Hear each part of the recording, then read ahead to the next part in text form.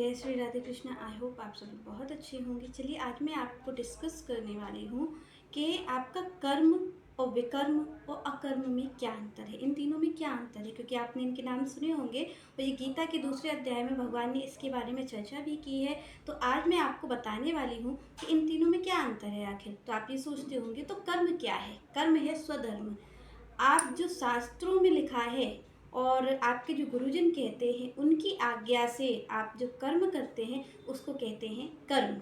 Means स्वधर्म, अपने धर्म से जो बताया गया है, जो धर्म से आचरण करता है, धर्मपरायण होता है, उसे कहते हैं स्वधर्म। मीन्स आपका कर्म।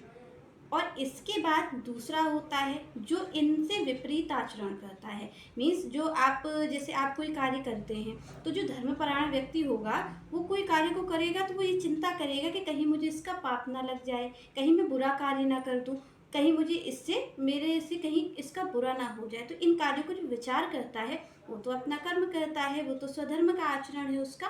और जो इन विचारों से विपरीत होता है वो ये सोचता है कि मुझे पाप पुण्य की चिंता ही नहीं है, मैं तो पाप ही करूँगा। क्योंकि आप देखते हैं, आपको तीन तरीके के लोग यहाँ देखने को मिलते हैं।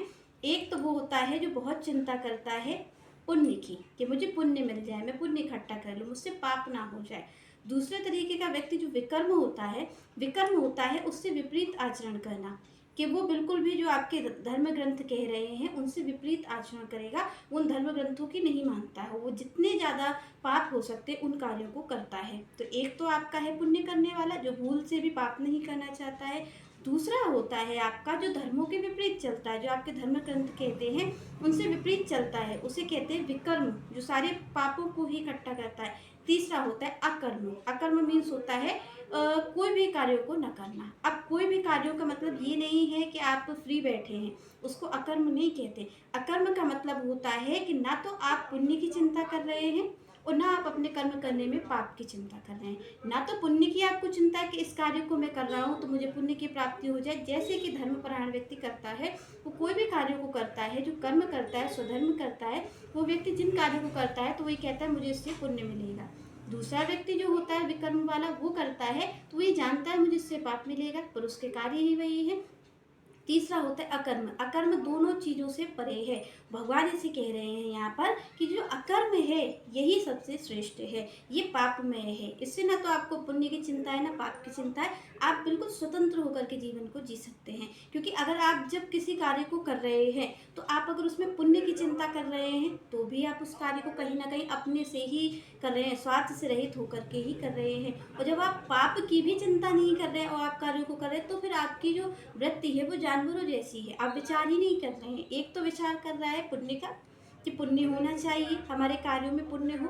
दूसरा विचार ही नहीं कर रहा है कि मैं पाप कर रहा हूँ कि पुण्य कर रहा है।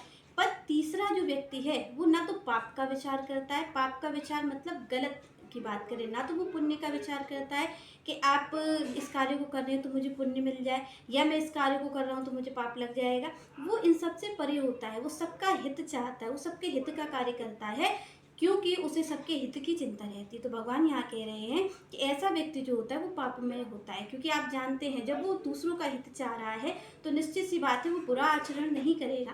केवल अच्छा चाहने वाला तो सोच विचार करेगा कि मेरा क्या इसमें प्रॉफिट है।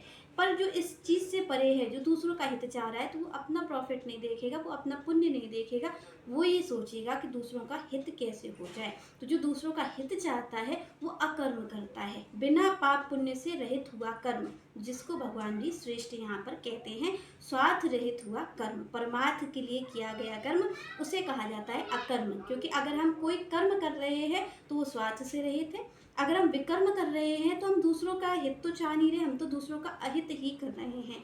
और अगर हम अकर्म कर रहे हैं तो ना तो हम अपना हित चाह रहे हैं और ना अहित, हम सीधे सामने वाले का हित चाह रहे हैं, हम परम हित चाह रहे हैं। तो ये जो अकर्म है ये सबसे ज़्यादा श्रेष्ठ है श्री कृष्ण के अनुसार।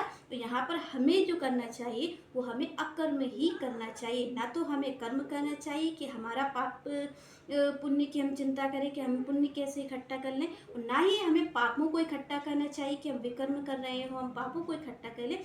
हमें तो अकर्म करना चाहिए कि हम कर्म करें और हमें उसमें फल की इच्छा ना हो, हमें पुण्य मिलेगा या पाप मिलेगा, इन सबसे ऊपर उठ करके दूसरों के हित के लिए हम जो कार्य करते हैं उसे अकर्म कहा जाता है। और यही आपको गीता इस कर्म को ही श्रेष्ठ कहती है। तो आई होप आपको तीनों कर्मों में अंतर पता चल गया होगा, और फिर हम नेक्स्ट चर्चा नेक्स्ट वीडियो में करेंगे।